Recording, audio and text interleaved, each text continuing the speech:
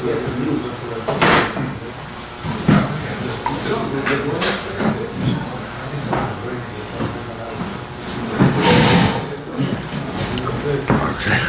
Aboim B'Shem Hashem, B'Shem Iyar Iyar. I'd like to welcome everyone to today's shiur from Rabbi Yakov of Smith on challenging kitchen Kashrus questions. That was a great schus. Sponsoring a shiur called Iyar Iyar, 718-851-8651. Email ist@yeshivanet.com. Harav Smith. Basa b'chalav is always a sugi that's negei l'maisa throughout the year, but especially we say on Erev before Shavuos. Shavuos is time where we have milchigs, we have fleishigs. Especially this year, it's unique. We have Shabbos. The second day of Shavuos will be Shabbos. So I found it's timely and timeless to discuss the sugya of the challenging kitchen questions, to mention a few of them, which again, more commonly, when we prepare for Shavuos, we have the milchigs and the fleishigs almost side by side. The question, Lamashal, if you had milk splattered onto a fleishig pot, literally drops of milk onto a fleishig pot, you cooked cholent with the wrong cover, with the milchig pot cover, or you mixed the hot coffee with a fleishig spoon, etc., etc., as we'll see. But the common denominator is that it really involves the very serious issa of basa b'chalav. And we don't say that word lightly. The Torah 3 times writes, like Savashal Gedi B'chalei V'imai, and the Gemara learns there are 3 separate isurim. You're not allowed to cook basa b'chalav, even if you don't eat it. Just the cooking is awesome. Can have anah from basa b'chalav, and eating it is a separate issa. I happen to know someone that went to school to become a chef, a professional chef, and part of the course he had to cook basa b'chalav. And the truth is, besides the issa of hana of basa b'chalav, merely bishul is an issa deraisa. There's sometimes this talk occasionally about certain pet foods that might involve basa b'chalav. It's cooked meat and milk. Okay, they once asked one of the major organizations to give a hechsha on dog food. They said, no, that we're not doing. It's going to put them into a t'mur l'rabim scenario. Hechsha on dog food. But the truth is, if there's basa b'chalav deraisa, you can't have anah. And you should know, b'frat Shavuos, we have to be more careful with basa b'chalav. Don't forget, we got the Torah, not the malachim, as the Gemara tells us, Chazal tells us, I should say, because malachim were nichshel and basa b'chalav, and we weren't. So, and the Pais can say, the Teres Chaim, the original Teres Chaim said that's why every year we have to eat milchigs and do it right. So, Mikal, in time, we're going to focus on this beautiful sugya. And as the derech always is, we try to give one yesod, and then we have enough information, do it on our own. Here, it's really the same sugya. We're going to discuss one shaila and touch upon the major yesodis. Each will be one word, so it's easy. And once we have the yesodis, I think you should definitely find a very special geschmack in, once you know this, the background to apply it on our own. It's very much a hands-on sugya. Now let me explain. Imagine a person has a hot cup of coffee. Now coffee is not a perfect mashal, a hot cup of hot cocoa or hot milk. Hot drink of milchigs. And his mazel, he mixed it with a fleishig spoon. So the question is the spoon affected? Fleishig spoon has milchigs in it? Is the drink still kosher? And you have to kasher the cup. So the first question you might wonder is, I see milchigs, I don't see fleishigs. What's the problem? Why is there fleishigs? There's no fleishig spoon. Eichme fleishigs. So this is the yesod number 1, and that's called blias. Blias is a Torah din. When you cook cholent in a pot, a fleishig pot obviously, the cholent pot absorbs fleishigs. And that's why when a person by mistake cooked milk in a fleishig pot, the cholent is asa to eat in ganzen. I'll give it to your cleaning lady, nothing doing. That's basa b'chalav deraisa, and it's asa b'anah. So the spoon, that's fleishigs, we have to look at it as if it would be fleishigs. Blias is a very real metzius. So even though the spoon was perfectly clean, but if it's a fleishig spoon, we have a problem on hand. Okay. Now wait. So good, so blias we know, but wait. How does this affect the hot drink? If fleishig soup falls into a hot milchigs, I understand. but the blias are in the wall of the spoon. How does it come out and affect the hot drink? So the teretz is there's something called heat. And if something is hot enough, it extracts, it takes out the blias, and it puts it into the heat. If the hot drink, and here's the second one word, really it's an abbreviation, but it's good enough, and that's called Yad Soledesbai. Yud Samach Bey stands for Yad Soledesbai. If the hot drink is at least Yad Soledesbai, it has the ability to take the blias out of the spoon. So now you have a hot milchig with fleishig blias, and that's a serious problem. How do we define the word hot milchig? Hot has many, different connotations. Some people drink water that's boiling hot. It's kalt. How do you define Yad Soledesbai? So l'chumra, we have to assume, Moshe says that 110 degrees is already Yad Soledesbai. Now that's not so hot, because water could reach a temperature of 212 degrees. So Moshe says from 110 and above, we have to consider it at least a chashash of Yad Soledesbai. But Rabbi say, and here's a big aside, if you determine that the hot drink was less than Yad Soledesbai, then we're going to say two words, case dismissed. No problem with anything. Not with the spoon, not with the cup, and not with the hot drink. So now we have the word blias and Yad Soledesbai.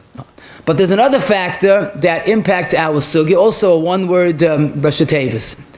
And that is, when you have some meat, so meat has a pretty long shelf life. It lasts, it's considered meat until it spoils. Now let's clear, if you have a spoon that called a fleishig spoon, I don't see fleishigs, but my Torah eyes, I see a blia. How long does a blia last? What's the shelf life of a blia? No, it's unreasonable to say a blia is like a piece of meat. So Chazal said in our next word, and that is Aleph Beis Yud, not Avi, Einoi Ben Yoimai. If the spoon was not used within 24 hours to hot fleishigs, not dessert of fleishigs. If you didn't use the spoon to have a hot soup, a hot cholent within 24 hours, in a certain sense, case dismissed. Because with your Torah eyes, you look at the spoon and you see it's not fleishigs any longer. It's a tampogma fleishigs. So even though the drink is hot, but if the spoon is not a ben yoimai, it's called the eine ben yoimai, case dismissed. Now again, does not mean it's a fleishig spoon because it's on the fleishig drawer, or I use it with fleishigs. It has to be a spoon that was used with fleishigs within 24 hours. If you had dessert, ice cream, parve ice cream with a fleishig spoon, it's not fleishigs, obviously. Now, the good news is, I don't know. I picked up a spoon, I mixed the cup, a milchig cup, I don't know what it was. So Chazal say, Stam kelim eina b'nei yoiman. So basically, if you have a suffix, you're okay. Now, of course, if you picked up a spoon from the dish rack, which is just washed, you could probably assume that it was used. But here we have so far the words Yad Soledesbai and Eine Ben Yoiman. There's another factor that l'choira, I stress that, might make it case closed before we start. And that is the following, l'choira ha'ora pshuta. Enochanami, if I take a spoon, the same spoon, and I put it into hot milchig that's cooking in a pot, that's a problem. But how could the hot drink in my coffee cup, how could that make any problems? What is the status of the hot drink in my coffee cup? It's what's called in halacha a klisheni. Right? I didn't cook the milk in the cup, I cooked it in the pot, I put it into this cup. We know in Hilchos Shabbos, it's a Mishnah, and the Gemara spells it out in Daf Mem Amud Beis, Shulchan Aruch Shin Yud Ches Yud Beis and Yud Gimel, Kli Sheni Einim Avashal. Now, of course, we're not sure, like Kali Abishal it could cook, we don't know what Kali Abishal is, but in theory, Kli Sheni Einim Avashal. If it's not Kali Abishal, there's nothing to talk about. So how could you be concerned that the hot drink made some type of a bishul, the spoon and the hot drink, you made a bad combination? Nothing doing. This should be case dismissed.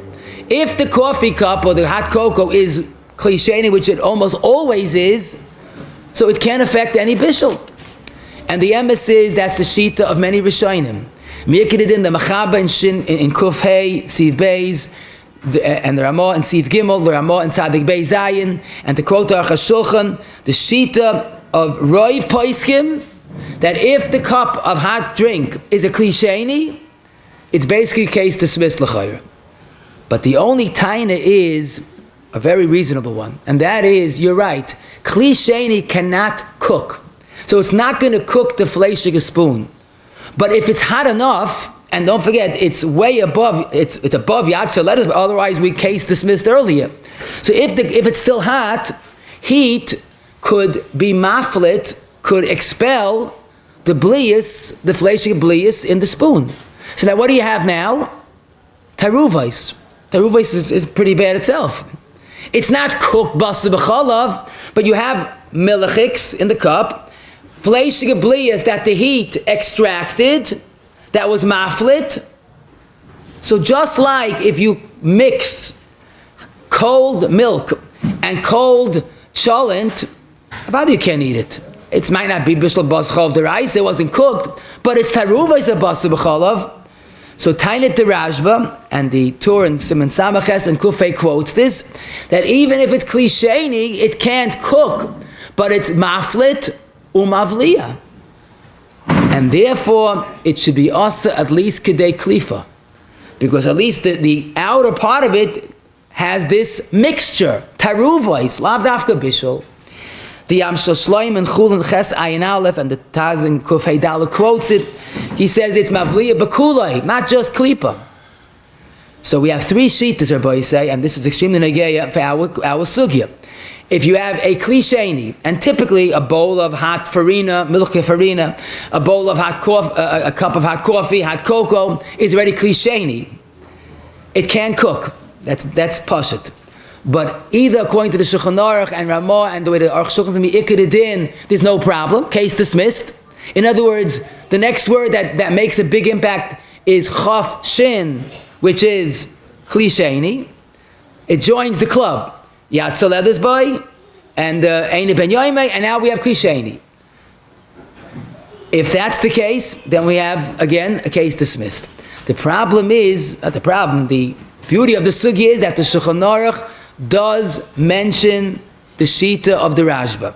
He says that it's mutter, but lamaisa is maful mavliya, and therefore you should be choishish for the Rashba, but b'di'eved, it's okay.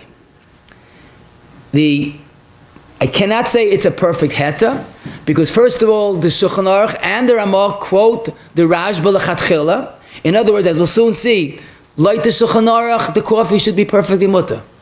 Klisheni. But the Rashba holds it's mafru mavli, and therefore throughout the coffee. Shulchan Aruch has a mild lashon, royal izar lechatchila.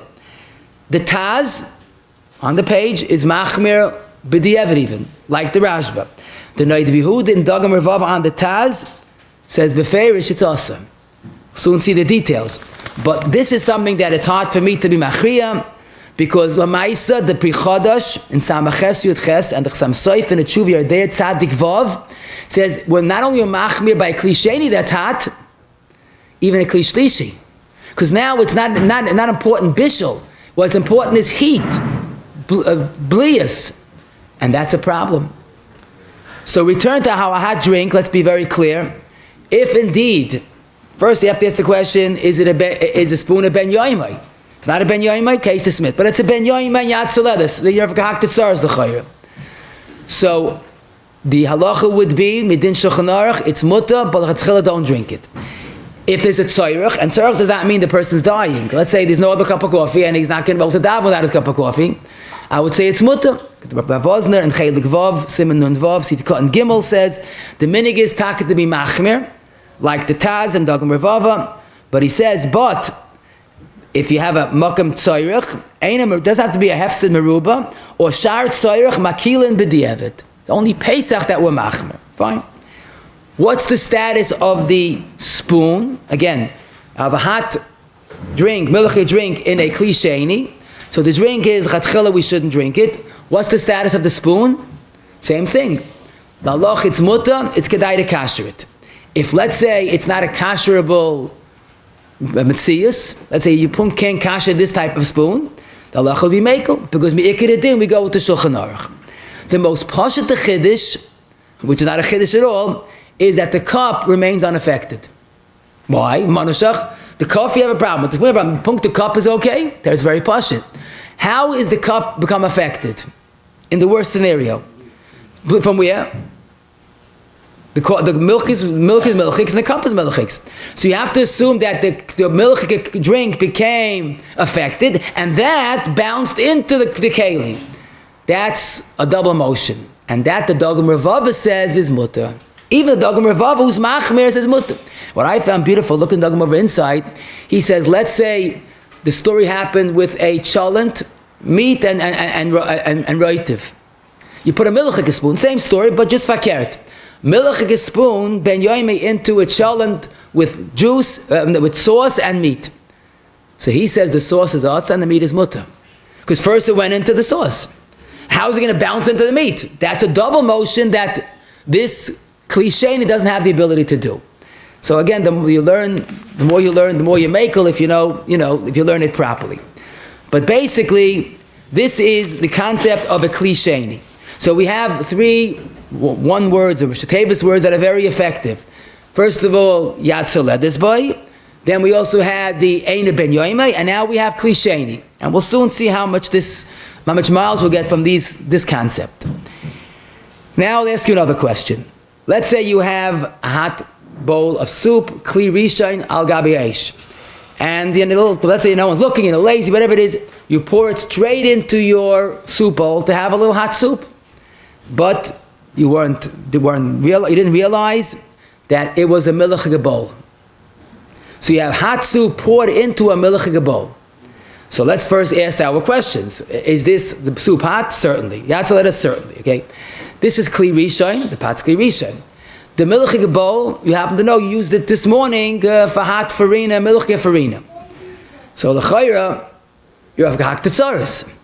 How could we salvage the soup? Or the bowl for that matter? The only way is to say, well, this is klisheni. Don't forget, my bowl is a klisheni. Right or wrong? Wrong. Because this is what you're calling it, is tinish teher. The soup is no longer in the kli rishon. I poured it into the klisheni. But it didn't get it, it wasn't in the klisheni, and then it had a problem, where we could say the klisheni cooled off the hot soup. Here I poured hot soup onto a klisheni. Not that it was in a klisheni and then I added the wrong spoon. So this, we all know, is the concept of irui. Now the question is, what is the status of irui? Because again, if you put the spoon into the hot pot, you're in big trouble. If you put the spoon into the bowl after you put the soup into a fleishig and put a milchig spoon in the bowl, so that we have a mitzad din, it's mutter. We have the chumrah, but mitzad din is mutter. This is nish teher. So you want to be alarmed, you could say the chakira is the issa kli rishon, and this is not kli rishon? Or is the heta only if it's in a klisheni, and here it was in the air? So this, as I told you, is the concept of irui, and the Shulchan Aruch says it's taka nishtinish teher. It's not the full status of a kli rishon, but it doesn't enjoy the heta of klisheni. Why? Again, watch. It's not a kli rishon because it went through the air, but it hit the bowl. In other words, if you pour sugar from a cup to another cup, nothing changes. Sugar. But heat, when it gets into the klisheni cools it down. When it hits on contact, it's in between. And here the Paiskim say it's the Ramah and Tzadikei Gimel, Bemis, it's a sugi by itself, but we say irui mevashel kadei klifa. The assumption is on contact it has an impact on what it hits, but then it loses its effectiveness. So theoretically, the plate, the outer layer of the plate is asa. Now the Shach says in Sadik Vav Siv Kat Nchal, what does it mean klipa? So he makes a chilik.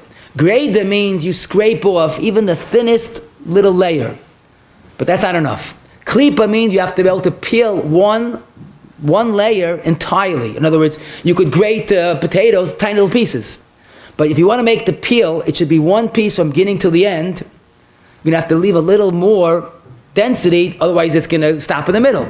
So it's a little more than greda, but it's taka, it has to be a full piece of it that you peel off. So now the bowl is asa kedei klipa. What's the halacha with the soup? So again, it's the same mitzias. If the soup was affected by a kedei klipa, you have to know how much there is in the soup if there's a bittel. And typically, there would not be a bittel, because there's no klipa, 60 times the klipa. Now, one more word I want to tell you. Again, another, this is actually not abbreviation, but that's important for all of our shaylas. Let's say I have a big pot of cholent. Now in halacha, you have to listen to every word, because here the word big plays a big role. I have a big pot of cholent, and I took my spoon, the same milchig spoon, the same troublemaker, and I took out a little bit of cholent for tayamel. So I took out with a milchig spoon, some fleishig cholent. No, this is a nightmare. You know why this is a nightmare? This is not a cliche, this is klirisha. It's yatsoledes by shenemo. This is cooking al b'yesh. And the spoon, my mazel is a ben yoimai. Does that mean the entire cholent is treif? Why not? How could it be? There's no redeeming factor. It's the worst scenario.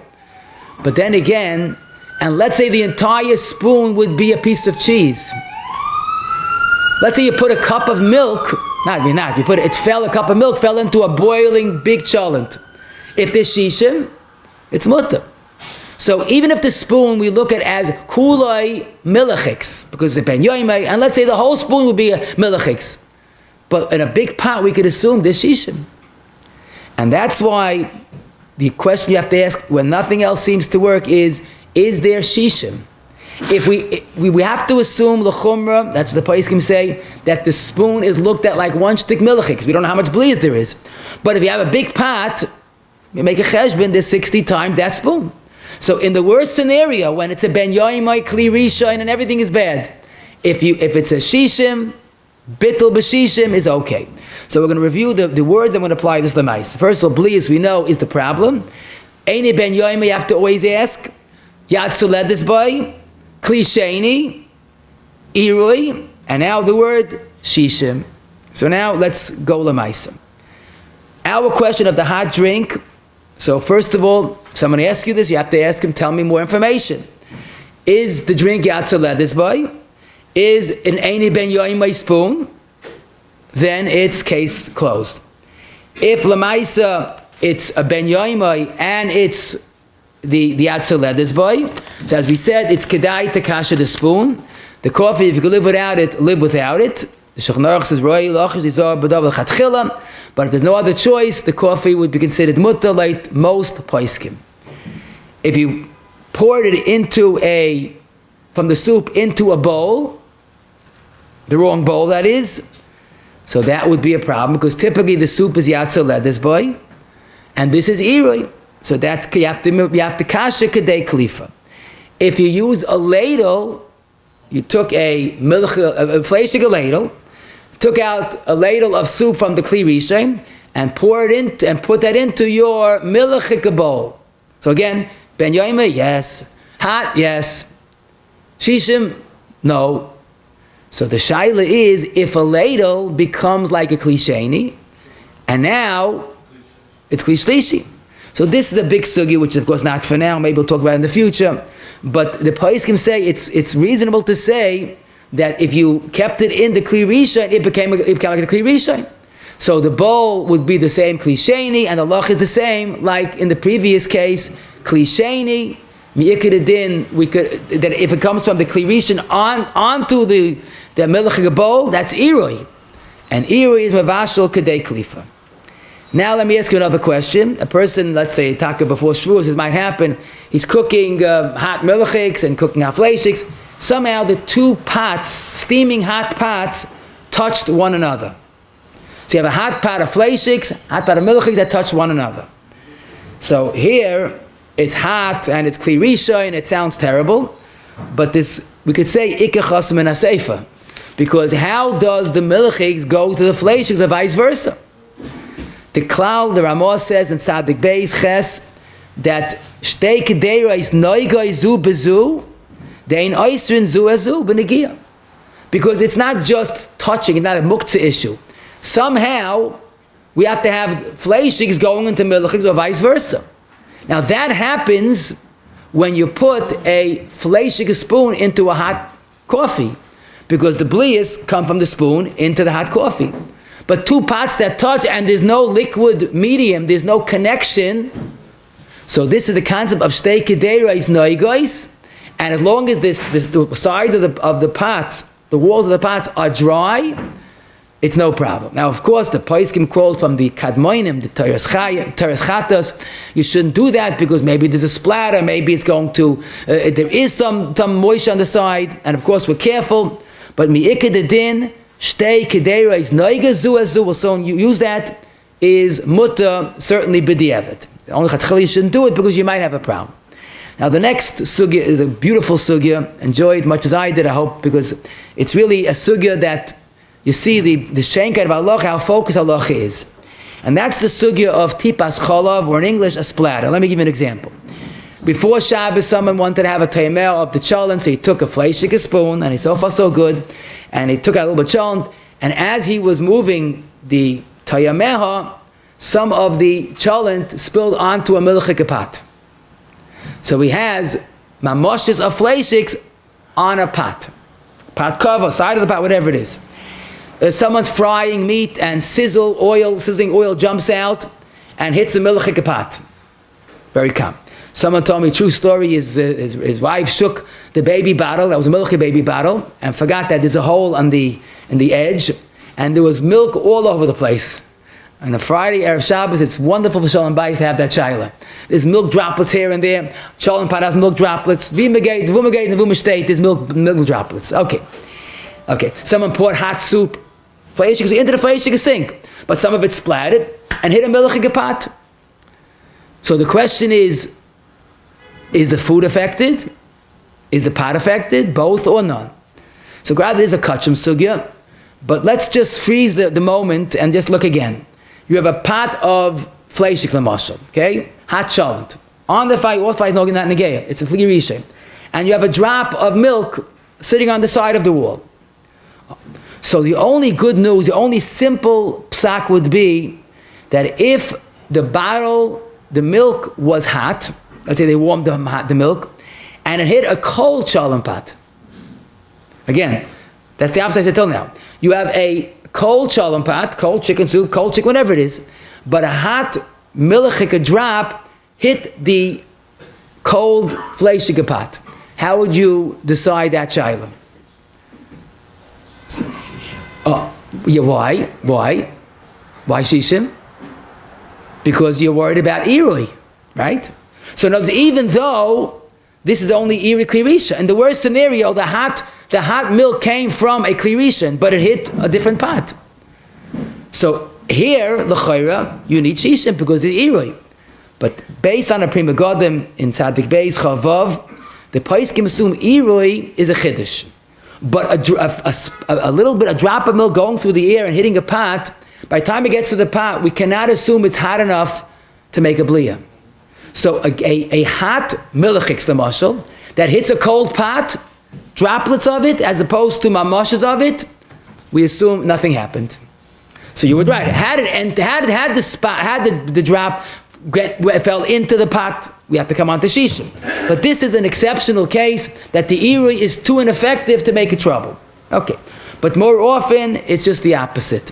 It's cold milk from the bottle that hits a hot pot of fleishigs. This is a problem. So here, we cannot apply shtei kederais noigezu, obviously, because what's sitting on the hot pot? Milk, real McCoy milk. That's not a dry pot, that's real milk. That's the chalei v'imoy. So here we have a serious issue. Now, you wonder, so what's the problem? Just like you mentioned, in the worst scenario, it's a drop versus a big pot. So how can it not be shishim? And the truth is, you're right. If the shaking would have got the drop into the cholent pot, you're better off. But now here we come to a unique aspect of hilchos bas v'challah. Now here is my version of a pot, and let's say it hit the fleishig pot, kli risha and hot, hit it on the bottom over here. So what happened to this drop of milk? So I'll give you three reasonable possibilities, what the Paiskim say. Number one, the pot, because it's hot, absorbed the milk droplet, and what did it do with it? Absorbed it into the cholent, which, believe it or not, is good news. Because a drop of milk in cholent is shishim for sure. So so possibility one, you're okay. Nothing, no problem. The cholent, the pot is all good. Possibility two, who said that it could get the milk, get it into the walls, and from walls into the cholent. So what's the worst scenario? It's stuck in the pot itself. Also not so bad. You know why? Because the pot is full of blias of fleishigs. So there'll be a blias bittel, one bli of milchigs, one mamash of milchigs, and certainly 60 times of fleishigs. Don't forget, there's a ben yomi that's cooking. In the worst scenario, we could say, how do you know? I'm not a scientist. Chazal admitted they couldn't say for sure. Maybe the milk stayed where it landed. It stayed in the wall. It didn't spread. So then, even then, the cholent is fine. So three possibilities, the cholent is fine. But wait a second. I don't like that spot of milk on a fleishig pot. So Chazal say the eitzah would be pour out the cholent from the other side. Let's say it hit over here, pour out the cholent from this side. So we'll get to the pot soon, but at least the food is good, the yik is the cholent. So put another pot and have a good Shabbos. And after Shabbos, you'll ask but do the pot. Or, if you want to be even better, wait till the cholent cools off, then you can pour it any way you want. Because if there's a problem, it's only in that spot. And now listen to the Shulchan Aruch Tzadik Bey's hey, and I gotta savor the flavor. Tipash chalav shenafal al kader she'etz al ha'esh mibachutz. It fell on the outside of the pot. Im nafla keneged hatafshel. It fell on the bottom, which is below the food level, where the food is. So ein tzarich el shishim keneged hatipa shemafafes lefnim. The Shulchan Aruch's beautiful mashal. We assume that either it went into the food or into the pot, and it's bottled. The only question is, what do we do with the pot that might, one of the three possibilities, might have a tipas chalav in it? So you have to kasher it. Why? Because maybe it's still there. So you don't need a blowtorch. It got in because of irui. So you pour hot water onto that area. Freg de Marshal in Yam Shloima, Chulin Perek Zayin, Sim Lamed Zayin, I don't get it. Why do you have to kasher it? If you tell me the fact is that the spot hit the pot and remained there, so if I use it again, it's the same thing will happen. Why is the second time worse than the first time?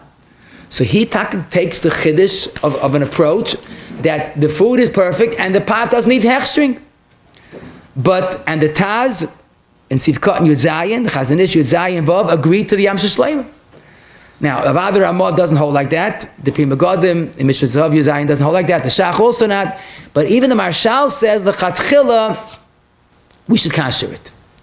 So here we have when a drop of milk hits a fleishig pot, the cholent is beyond sveikis. It's this case dismissed. The pot should be kasher the makom where it hit. Now, I say hot milchigs hit a fleishig pot. It's even cold milchigs hit a hot pot.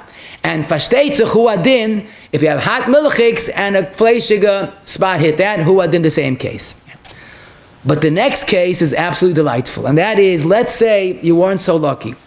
The spot of milk did not hit the bottom of the pot, which is below food level. It hit the top over here, where the X is, if you could see it, and it's empty. In other words, the pot goes till here. We'll soon see that now there's no cover. We'll soon see where there's a cover.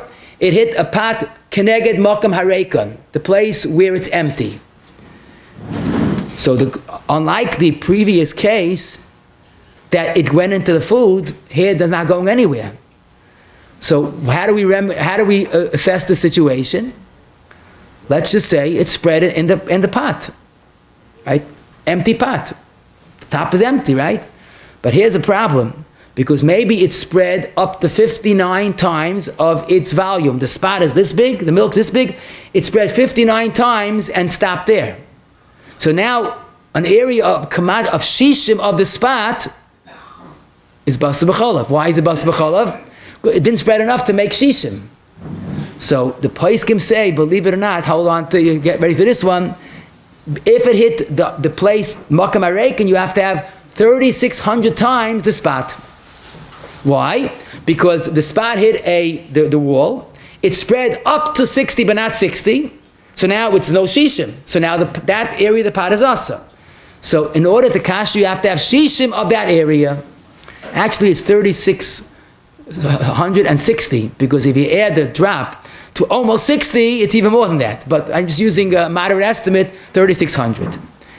And here the Shulchan Aruch says this, again, savor the flavor of the Shulchan Aruch. Im nafla b'makam hareikam, v'hi mefafes b'doifen akdera ad samach l'roitav, she'ein shishim keneged atipa, harei neser oisu makam akdera.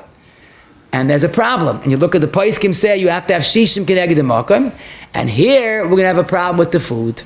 Because now a bigger area of the pot, the makam reikin, is asa. What do you do about the food? We assume the food is unaffected because it's below the level. But how do you get it out? So the eitzah is very simple. Let it cool off, and then get the food, the cholent out, and then kasher the pot. Oh, okay, it could be also. But don't pass the makam, and you don't know how far the problem existed. Because if you hold 60 times 60, you're going to have a serious problem.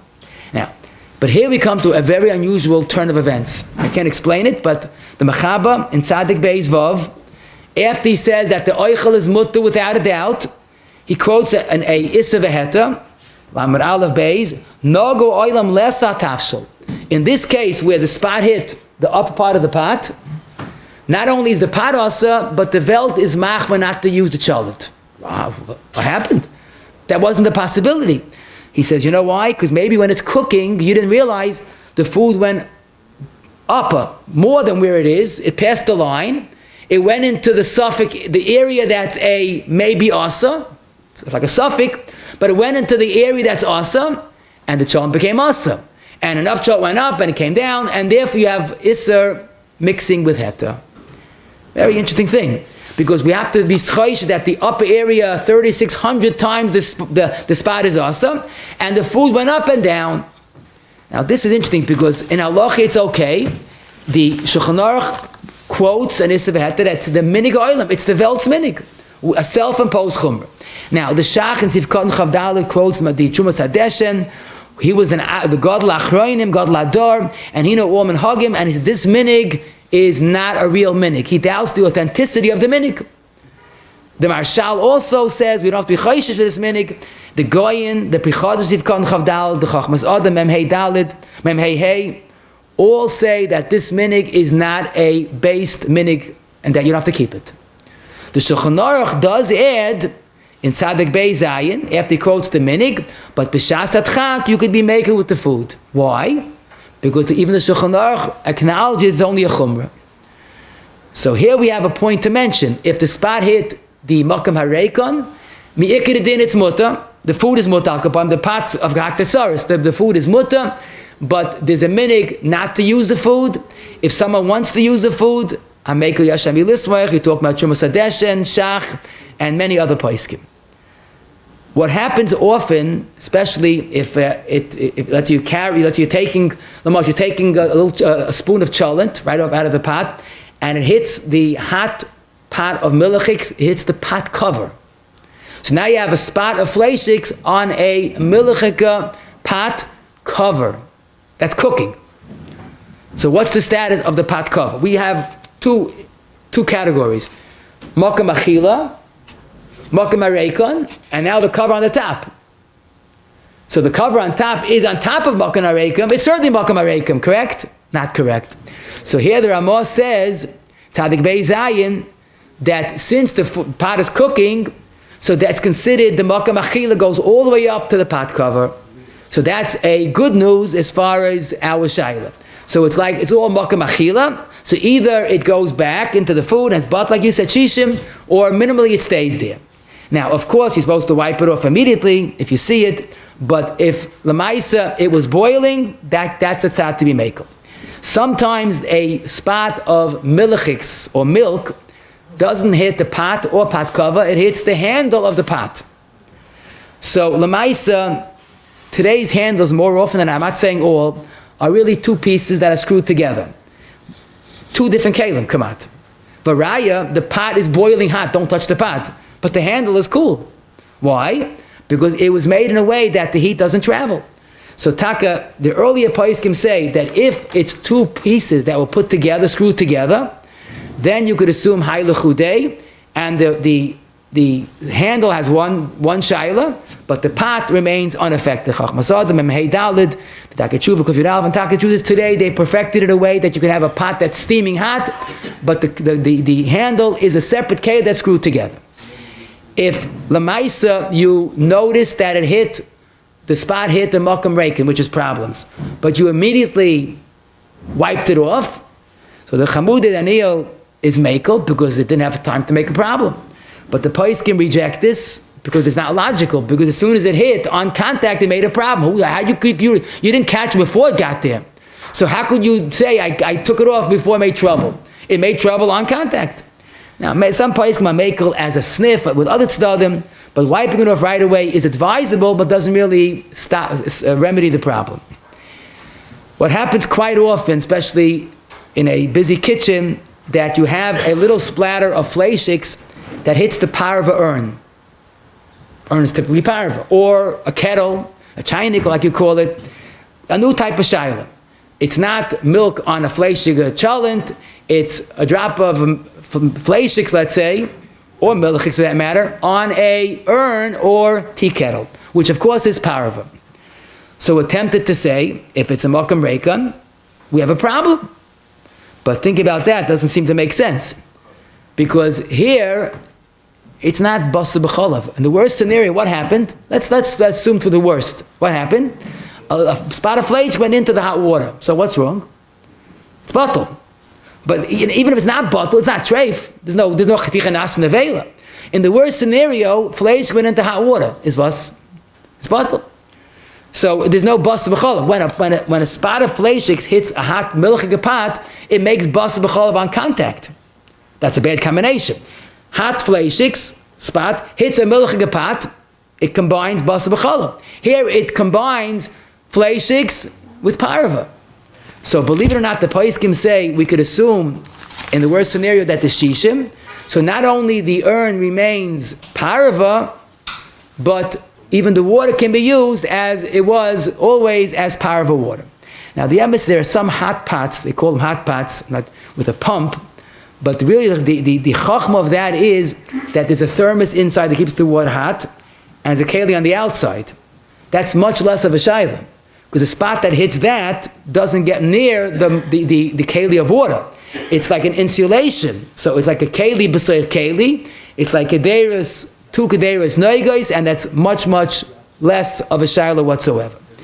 Now, next question is really not a question, is what we call prevention. And that is, a lot of the splatter shaylas can be avoided. Just think about it. Chachamei v'roishay. Very important. Don't take food from fleishigs if there's a milchig pot close by, because food, fleishig food, or any food drips. Now, don't shake a baby bottle that has milk in it, that's for sure. Okay. Now, don't put a piece of meat into sizzling oil because it splatters. Now, if it's a exclusively fleishig kitchen is one thing, but if there's milchigs nearby, you don't know how far it goes. You know, these splatters go a pretty long distance. Don't put hot soup into a different pot or into a sink if there's kalim of the other min close by, because the metzias, when you pour it into a sink, it shoots up, it causes splatter. That's l'chayr pashit. I just heard a shayla grada where someone had a parve kettle, chaynik. Okay, now the blech had a little of a problem. A little cholent spilled onto the blech. And the person, I don't know if he thought about it or not, he just put the kettle where it belonged. Onto that, fleishig spill. So you think about that, you just made the kettle fleishigs, which is not issa, but why? This is not a question of stay kedeiros, a fleishig blech touched the urn, the kettle. This is mamoshes being cooked by an eish. That you're cooking eish of the spill into the kettle, and that avada becomes fleishigs. If to kasher it, you have to use eish. You can't use irui. How did it become fleishigs? Kol davar asher yavai be'esh, tavir be'esh. It's like you have to kasher a grill. So you have to have a little bit seichel and know what's going on. Now, lamaisa, sometimes a person, especially and before Shavuos, he's working on fleishigs and milchig simultaneously, which is not advisable, but there's a little bit fat of the meat on his hands. That's not a question, that's a serious question. That's mamashis. That's not Eini ben yoimai, or you'll say it's kaderas noigois, a little bit butter on his hands and he touched the fleishig pot. Obviously that should not be done. The Ramah says the reason why we do not let two pots touch each other, even though there's no chashash, is because maybe there's more problems. Maybe it's going to drip over. Maybe there is mamashis. We have to be careful. We want to keep the Torah. We have to be zoicha in the schus of our zihiris and basa b'cholav. Someone had an interesting shayla. He had no fire on Shabbos. He wanted a cold piece chicken to be hot. It was fully cooked, dry chicken. So he wanted to put it on top of the urn. He had an urn that cooked on Shabbos. So he wanted a warm chicken on top of the urn. Of course, you're not going to put chicken onto the urn because that's not shtei k'deiros noigois. That's mamash's cooking into the urn. But he had more seichel. He wanted to put it into an aluminum pan and put that on top of the urn.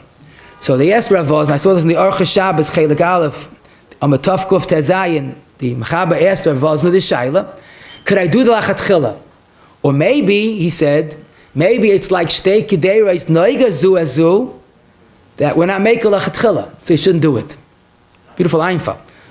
But and chanami, but we don't do shtei k'deiros noiga chatchila, even our relative. So Rav Oz, but then he said maybe it's cholok. Because why don't we do shtei k'deiros noiga zu azu? Because the basa might go to the chalav or vice versa. In the worst scenario, what could happen? Nothing. I mean, you might make the urn fleishig. Okay, so it's your problem. But it can never result in basa b'chalav from a mistake. So Rav Ozna wrote him back, miyais toiv, put aluminum foil in between. In other words, don't be so smart, you might be right, but put a sheet of aluminum foil, cut of course before Shabbos, onto the urn. Then you could put your bekala with the chicken, and then you could warm it. Someone told me, and again, I didn't make up the story, he once had a coffee, and Mamish almost threw up. He Mamish tasted chicken in the coffee. He didn't know what happened.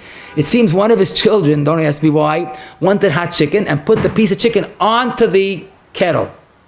Of course, wiped up the evidence afterwards, but you see Chazal, that blias go through. He Mamish, in a coffee, a strong coffee, he could taste the fleishigs. Because you put moist chicken onto a kettle, it penetrates in a very real way. Now, Lamaisa, the question that I want to talk about now is a little bit about the overcrowded blech. Now, basically, Baruch Hashem, there's a lot of food, but if all the food is fleishigs, so then there's really very little to worry about. But if you have a kettle that you want to treat as parve and drink it with, have it with milchigs, make sure it doesn't become fleishigs from its environment. You know, it's always kedai to keep the kettle a little away from the fleishig food. If you want, you could take a piece of aluminum foil and put that as a sort of a mechitza. But to put a kettle side by side with a fleishig pot is okay, because that steak there is noiges. But typically, cholent spills or drips, whatever it is, and then you have to be careful that you might have a problem. Rabbi Abnei Yoshin Chayil Gimel Siman Ayin Beis quotes Rabbi Yashiv that if someone put the challah, the treifa challah, the hafrasha, in aluminum foil and put it onto a kosher grate in the oven, you shouldn't have done that. But the evidence okay, because that's two kedeiros. No, you guys, that there's no medium that's connecting the two. Now, a countertop has its own issues, and basically we had a shayla. This is a true story. Someone had a roast. They took it out. I don't got the whole story, but took the roast out of the gravy and dropped the hot roast onto a milchig countertop. A nice big roast. Okay, that's the mazel, Erev Shabbos mazel. Anyhow, so the emes is, what's the status of the meat and what's the status of the countertop? So the emes is the meat, you'll say is a klisheni, but not so fast. Because the meat, if it's still hot, is a davagush. So it might retain the status of a kli rishon. So the emes is, we have to be choishish that either it's a kli rishon or even a klisheni. But a hot klisheni that hits a fleishig, a hot klisheni that hits a milchig countertop will give a blia, a klipa, of fleishigs. So you would have to kasher that countertop. If it's kasherable, that is, how do you kasher it? Not by pouring, because here you had a davagush. So you have to use the even melubenes, you have to put a stone, put hot water onto it. You have to try to simulate a kli rishon. But the interesting question, the interesting psak would be, what's the status of the meat? I mean, forget about the counter, what's good with the meat? So the emes is the same problem. The meat hit the counter, how could you use the meat? But the redeeming factor that more often than not is applicable is we have to step back and ask, is the milchig countertop really a problematic milchig countertop? When was the last time this area that the meat hit touched hot milchigs? Not because it says cholav on it and I put pots on it. When did hot milchigs touch the countertop where the meat hit? Very rare, if ever, but it's not so common. So that's enough of a redeeming factor to permit the meat. So it comes a little bit, punk fakir, what we think, but the countertop has a problem, but the meat remains unaffected unless you know it was a definite ben yoimai. Of course, of a real milchig ben yoimai. Now, we had a question where hot fleishigs somehow spilled on the milchig countertop. So this is Iyar. Again, this is Iyar. If it's just drops of fleishigs that splashed onto a countertop, milchig countertop, then we'll rely on the shita that only splashes, little droplets, is a weakened Iyar that doesn't affect a transfer of it to the countertop. So the countertop will remain unaffected. Someone put a hot pot cover, hot fleishig pot cover, took it right off the pot, onto a milchig counter. Or he took a hot pot of cholent and parked it onto a milchig countertop by mistake, which was dry. So we'll start with that shaila. That grada is not a problem, because that in the worst scenario is not worse than steak there is noigos. The milchig countertop cannot be worse than a pot of milchigs. So two pots touch, there's no problem. Again, I'm talking about it was a moist countertop. It's a piece of cheese there, you have serious problems. But you put cholent, kli rishon, hot, onto a milchig countertop, it is not a problem, even if the milchig countertop was a ben yoimai. Because ein steak dereis, the noigezu makes it blia. The hot pot cover, so the place can discuss that. The cover has the moisture, the zay on it. Maybe that's the medium that transfers the blia from one to the other. So you have to know if there's enough moisture. So that would be the medium that transfers the pot to the countertop, and they have to know if the countertop really is a ben yoimai of milchigs. Question. Someone asked this, and right before Shavuos, you might hear this more often. He has a hot plate or a plata that he uses it for Shabbos, for fleishigs. Now, because before Shavuos, he wants to use the hot plate that's typically fleishigs to cook or warm milchig dishes, real milchig dishes. So it doesn't sound right, but the emes is if the hot plate or the plata was cleaned well, there's no mamashis. So how could it be worse than steak dereis? Let's see. You have a milchig pot of milk, cooking very hot. You put it onto a hot plate that's fleishigs, but it's clean. What's the worst scenario? How could the hot plate be worse than a hot bowl of cholent? A hot pot of cholent. Now, there's heat, but what is the heat doing? Ikechasim and asay for the connection. Now, if there's moisture, if there's mamashas of fleishigs, that's a serious problem. But the emes is, although many people are machmer, but there are many that are makel that will put a fleishig pot onto any of the grates on the stovetop, as long as it's clean. You just used that for milchigs an hour ago. Teretz is that steak dereis noigos. So here, again, b'diavad, we shouldn't do any of this steak dereis noigos. L'chayra, it would be okay. The best eitzah would follow Rav Ozner's advice that I mentioned earlier. Put a sheet of aluminum foil over the plata, hot plate, and then you have less problems. Now, Lamaisa, the question of a silverware, a fleishig silverware that showed up in a milchig aside.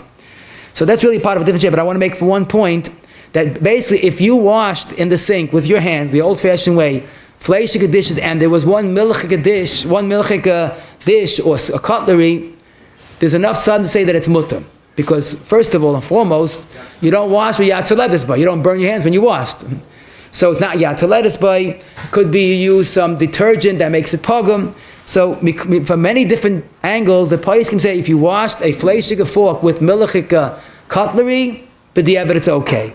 If it went through the dishwasher cycle, that's more serious for two reasons. First of all, the dishwasher is a kli rishon that actually cooks the water, and so the water is steaming hot. So it's a kli rishon that cooks the water. So, okay, so the question is it enough paigim? So again, the paiskim say, they asked Rabbi David, he said, kasha, that cutlery. Now, another question I wanted to mention is when you use the wrong sponge or brush. So that has a different factor, because the metzias is sometimes in a brush or sponge, there's mamoshes of fleishigs, that's why it's a fleishig brush. If you use it to wash milchig dishes, you're pouring hot water onto a piece of mamoshes.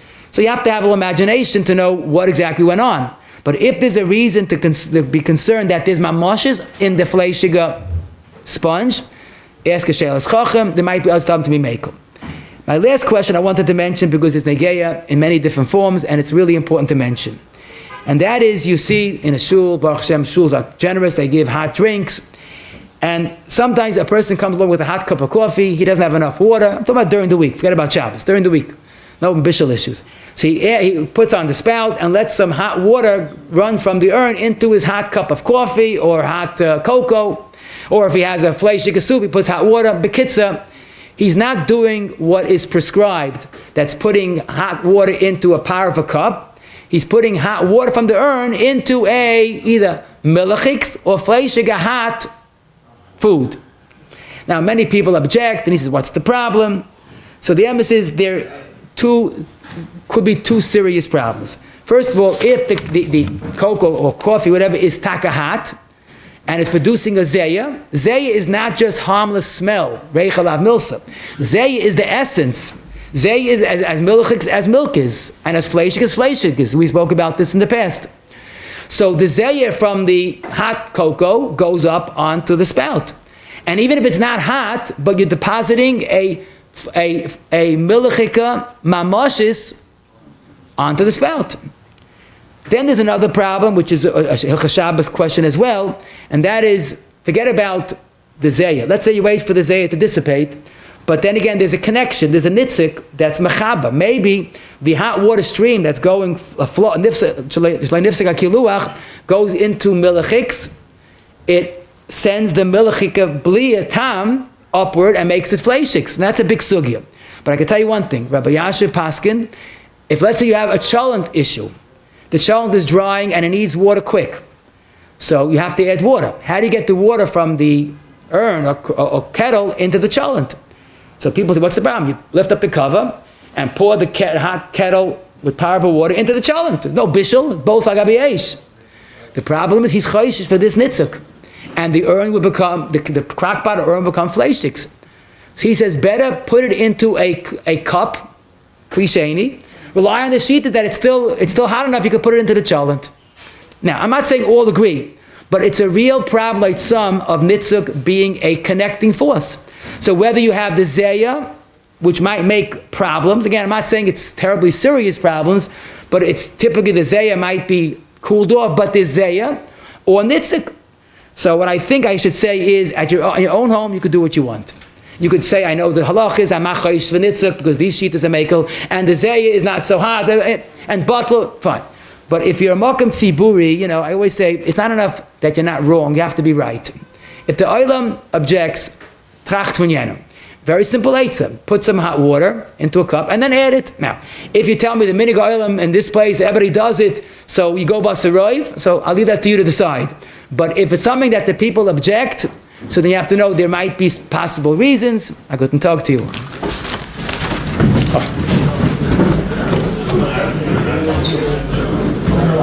Just a covered pot.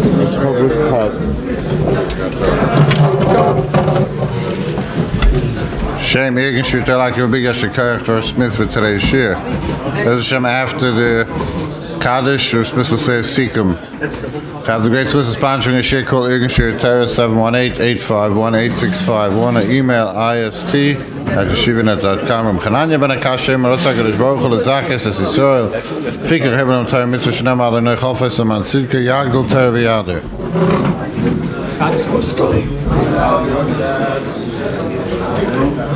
Louder, okay.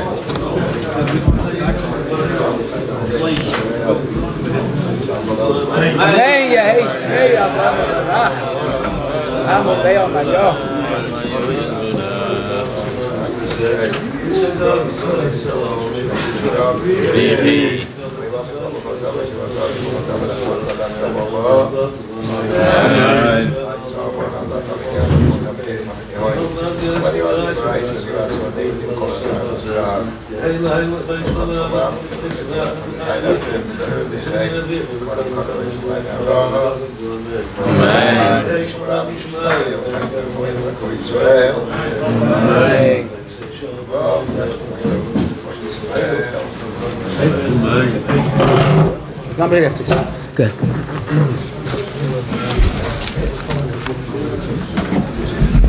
Okay, everybody, so it's going to be a challenging sikkim on the challenging kashrus issues now. What was up to the challenge? First of all, most important, be careful with bas b'chalav, maybe a little more than other Yisurim. We got the Torah because of Zahiris and bas b'chalav. Chazal, the Torah was machmer, 3 different Yisurim, and basically bas b'chalav has chumras, as we saw today, some really unusual chumras. But halacha, we could say that blias is considered like real fleishigs. It has a shorter shelf life, but blias is like fleishigs, tam ke'ikah, and can make a mixture of bas b'chalav. If it's lower than yad soletis by, let's say, under 110 degrees, it's case dismissed. If it's eine ben yoimai, if let's say you put a fleishig spoon into a hot milchig, eine ben yoimai, again the food is unaffected because it has no way of revitalizing and making a problem. So if the bli is eine ben yoimai, it's case dismissed. Klisheni, in other words, a hot cup of milk in a klish, which is typically klisheni, that is not so pashut at all. And that, as we saw, some paiskim hold it's taka no problem, case dismissed. But l'chaysh is either it's pilot or mavliya, either klipa or kulai, and ideally we are chayshish that there is a problem, as we'll soon see the practical halacha. Another word that we learned was iroi. Iroi is not klirishan or klisheni, it's pouring from a klirishan before it has the het of a klisheni, and that's mavashal kadei klipa. And in the worst scenario, we said, even in everything is going against you, if there's bittul b'shishim, then it's mutter, because that's the concept of bittul. So to put this practically, you mix the hot milchig drink with a fleishig spoon, which of course the milchig is klisheni, and so the question is the spoon a ben yoimai? If it's not, then the perfectly mutter to drink the milk. If it's a ben yoimai, then it's kedai not to drink the hot drink. That's the chumrah of the Shulchan Aruch. If there's no other choice, the milk would be okay. The spoon needs kashering.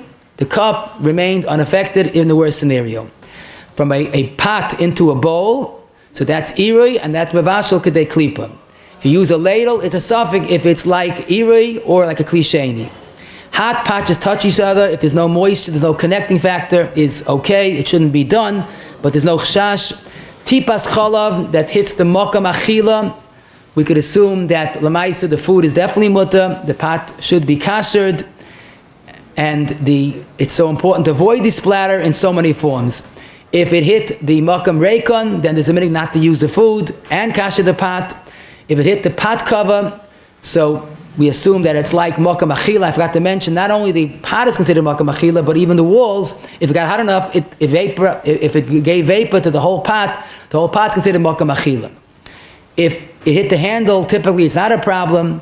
If you wiped it off immediately, that's not enough of a heta, even though you wiped it off right away, but it did make impact and cause a problem.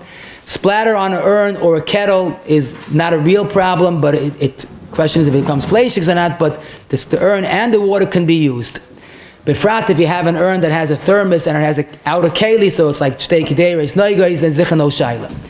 You spill a fleishig on the blech and you put a kettle directly on it, so that's cooking fleishigs into the pot, into the kettle, which is a problem.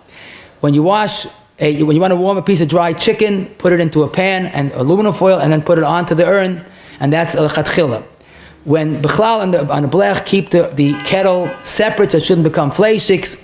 Hot meat that hits a milchig, a countertop, the meat is okay. The countertop probably needs hechsher, at least on the klipa of it. Hot spill or onto the countertop, if there's a spill, it needs hechsher. If it's just droplets, we could assume that it became bottle. It lost its effectiveness before it was able to make a trouble. Hot plate or hot platter that's fleishig can be used for milchigs if it's cleaned. Certainly, if you put aluminum foil in between. If you wash together dishes, we assume with the wrong, the wrong dishes remains kosher. You found it in a dishwasher, it should be kashered. And you, in the urn, in a makam tziburi, follow the rules, follow the Rav. Okay, yes. First we look better. On my side, there was appeal today in the shul for adopt a kettle for cultures iron and kiyat safer. We're going to be mishtatev. She was over 20 years of shaykhs with this kettle. We got boy standing by the door. Moshe Steinman and Taisa came from Eretz Yisrael. We're going to be mishtatev. The chazak is out Torah. Let's get a mitzvah.